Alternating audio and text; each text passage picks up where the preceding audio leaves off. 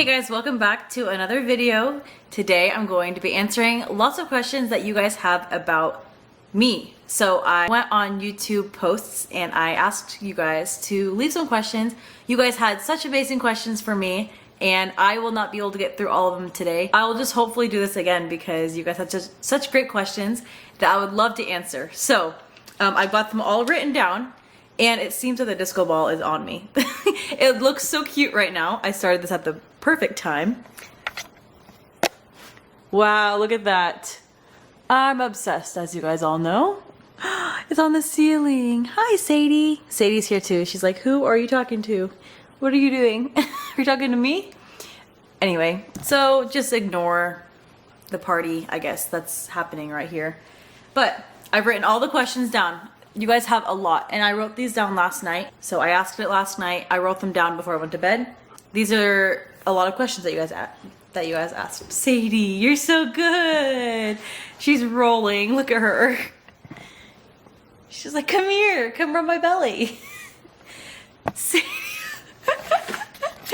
Look at her face. Do you guys see her little teeth? What? She's so happy. Come here. What just made her so happy? Look at her tail. Oh, never mind. She froze. Are you okay? Come here. Come here. Okay, so I guess Sadie and I are going to do the Q&A together. Okay, sit. Come sit. Okay, well that was cute. Now Sadie's here to join us. I hope that's okay with everybody. Okay, cool. Now let's start.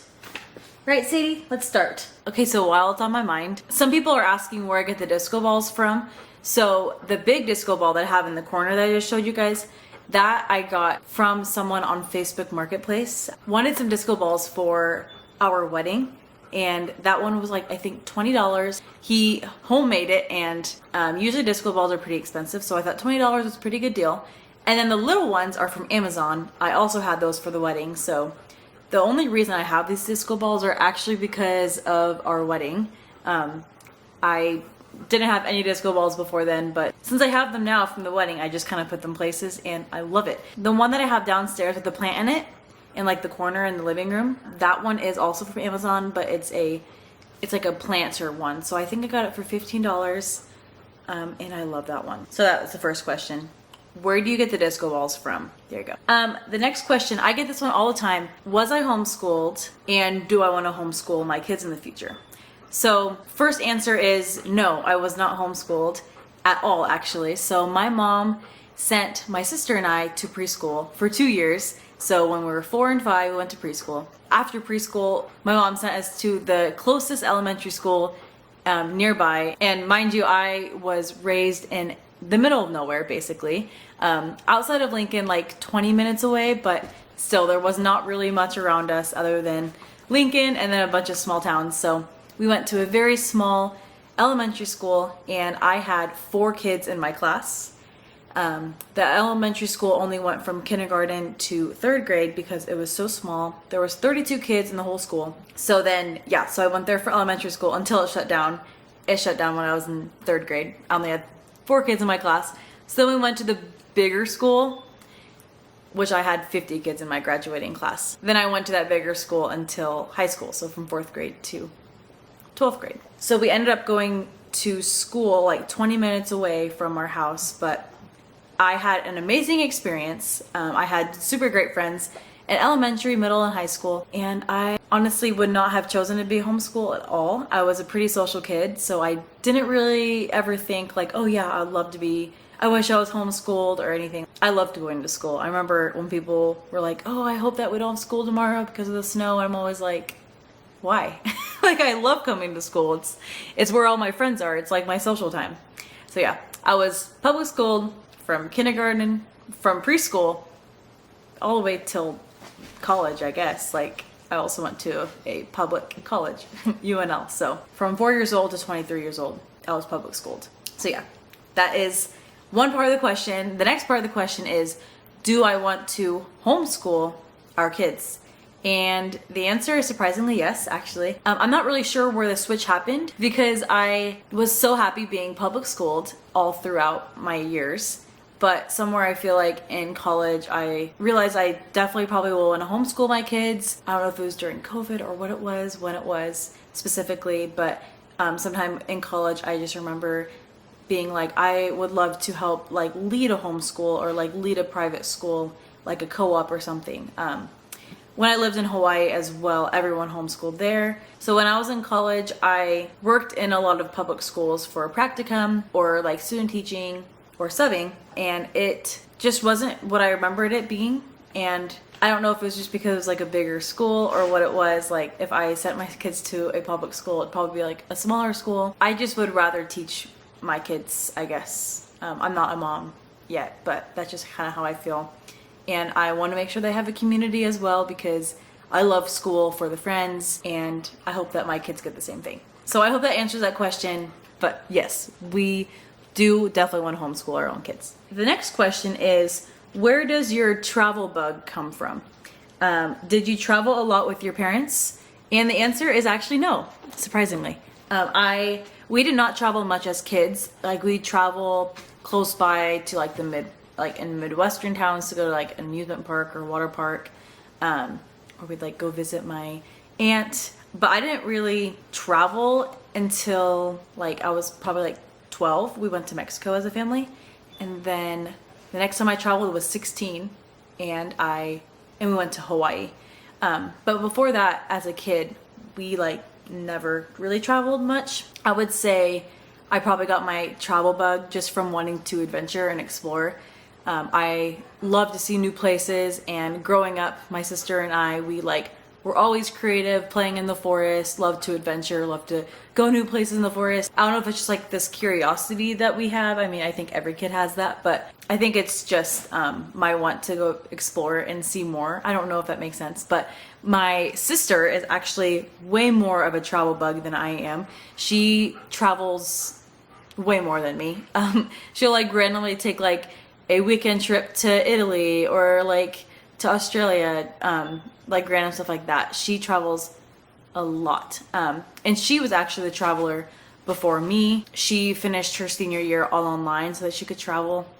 And she moved to Hawaii before I did. She just traveled way more than me. And I think my sister and I both just have like this want to see more and explore. My dad was in the military before we were born. So he traveled more than us. And my mom is much more of like a homebody. She like wants to stay home.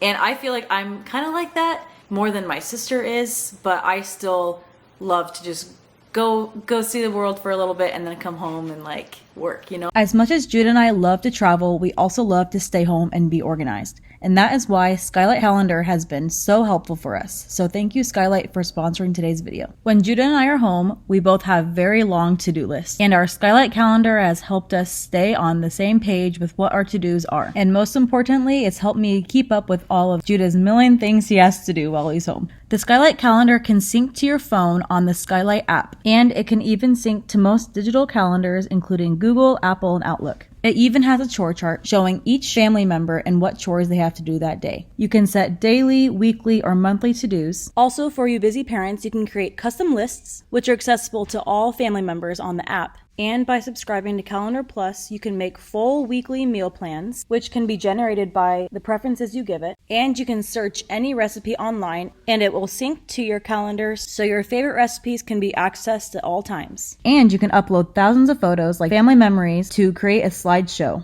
on the calendar when it's not in use. Get organized in 2025 with the Skylight Calendar. Use my code JudahKatie30 at the link in the description, or scan the QR code for $30 off for your 15-inch calendar, available globally. Okay, a couple of you guys want to know, I saw this question 2 or 3 times. Have you ever considered interior design or something artistic? Did you study it or did it just come naturally? So no, I've never studied anything of the arts, interior design, or anything like that. I guess it just comes naturally, but I feel like everyone just like has a style, you know? So I feel like what I do is I just go thrifting or I go on Facebook Marketplace and I find something that I just like. I feel like I kind of have like a style of like vintage, light colors, but like colorful, you know, like I like wood stuff, white stuff, old looking stuff, you know? So I feel like if I ever find something that I just like to look at. I just buy it. And I feel like all of it just kind of pieces together, like kind of like a color palette that I like, or just like a certain style. So I feel like it kind of just is just whatever I end up buying that day at the thrift store that just makes the room look the way it does. I feel like I owe it to my mom for having like a creative mind more, because growing up we always were playing outside, using our imaginations, doing crafts. Like my mom always had like a craft for us to do, or scrapbooking, or like a mosaic, you know, like the video I showed you guys a couple weeks ago, if you saw that. But I don't know, I just feel like everyone kind of has like a style when they're decorating a room, and everyone's different, and all the pieces that I find at the store are different, you know? So no, I never studied interior design. I don't really know much about that, to be honest. I kind of just put the things that I find in the room where it kind of belongs, you know? This kind of goes with the question, do I have an aesthetic or a color scheme? And yeah, I feel like it's like vintage, colorful. I feel like lately I've just been really into color, which I know you guys could probably tell because I say it all the time. But I've always loved pastel colors. When I was little, my room was literally pastel, like every single wall was different. I think it was like blue, like a teal blue, light green, like a purple, and then an orange, and then my carpet was pink, like hot pink. So I've always like been to like lighter colors, which to me now that's not light colors, but back then it was like, it's not neon, so it's not like bright. But now I feel like I still just love color, like light colors, like pops of color in a room. I feel like it gives it life. And I really don't have a favorite color. I feel like every color serves a purpose. I love green because of plants, but I don't really love it for other things. Okay, the next question I got is, do you want to ever pursue teaching full-time or just continue helping Sarah? And then some other people are asking if I ever will go back to full-time teaching, or what I teach and all that kind of stuff. So I've actually never taught full-time, and I don't really want to teach full-time, actually, especially in like a public school. Ever since I was little, I've even have a picture of me when I was 8. It's like me like dressed up as a teacher. It was like career day at school, so I was dressed up like a teacher, and I had a sign that said, when I grow up I want to be a teacher. So I feel like all throughout like growing up I always wanted to be a teacher, or at least work with kids. Like even when I was in high school I wanted to be like a pediatric nurse, or something like that. So then I went into college studying elementary and special education because I always wanted to be a teacher. But in college I remember always saying, I want to work with kids, but I don't want to work in a public school classroom.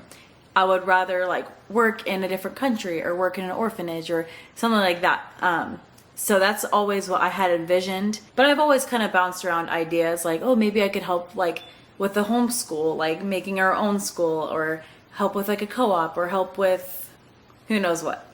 I love kids. I definitely want to work with kids, but the answer is I don't ever see myself working in a public school as a public teacher, but I'm definitely interested in working with kids. And I do help Sarah, but I haven't done it for a couple weeks now. She just wants to get her own schedule figured out and everything, and that's okay because I've been very busy as well, but I do love helping her kids. Okay, so another question I got was, would you ever consider moving to Kenya? I would, 100%. Judah and I together, he always says like when he was little he like envisioned him and his wife with like some of his kids just living there for a little bit so that they can see like the Kenyan culture.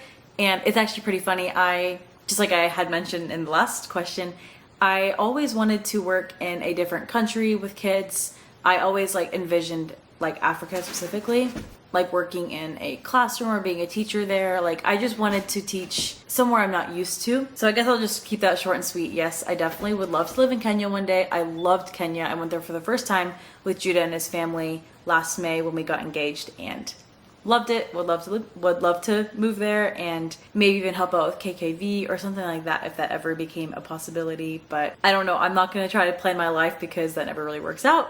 But yeah, I would be interested in that. Another question I got is, do I have siblings and where do they live? So I do have one sister, and that's all. Her name is Jessie. She is 15 months older than me. So we're pretty close in age, like a year and 3 months. And she lives in Omaha, which is only like an hour-ish away from where we live. But she has lived in Hawaii as well. And she's always traveling, but her base has usually always been Nebraska. I feel like she's never here. Just kidding. She is, but then like she's unexpectedly, she's in London right now, or she's in, who knows, Japan, whatever. But yeah, so one sister, she lives here, but she travels a lot. She travels for work because she is a photographer and she's like a destination wedding photographer. So she'll travel far for clients and she loves it, of course. I feel like if I had to travel for work, I would totally be happy to do that. So she gets to travel a lot, which is great. Okay, so this question I definitely get the most is, why did you move to Hawaii? What did you do there? What island did you live on? Everything. Okay, so this one might be a long one, but I'll insert pictures for context as well. So why did I move to Hawaii? So first off, I'll just start from the very, very beginning. Like I mentioned earlier, my sister lived there first. Right when she graduated high school, she moved there. But I remember when she first moved there, she was like, I don't care if I'm living on the beach. I just want to live in Hawaii. I thought she was crazy. I was like, why do you want to live in Hawaii? That's so weird. But I was also like 16 or 17 at the time. I was still in high school. So she just kind of moved there and she had a great time. Fast forward a couple of years, when my sister was moved back, I was 18 or 9, no, I was 19. And I was graduated from high school. It was my sophomore year during COVID. Jessie had one of her friends come visit from Hawaii, and her friend who lived in Hawaii invited me. And I was like, sounds great. I have a very long break coming up because of COVID. During COVID, my college took off from Thanksgiving break all the way until like January because they wanted to like limit the amount of contact you had with family and traveling and stuff, spreading disease. So I was like, yes, I'm definitely gonna go to Hawaii during that time because I have a month and a half off of school. So I went to Hawaii and I loved it. My trip was supposed to be 10 days, but I kept extending it and extending it.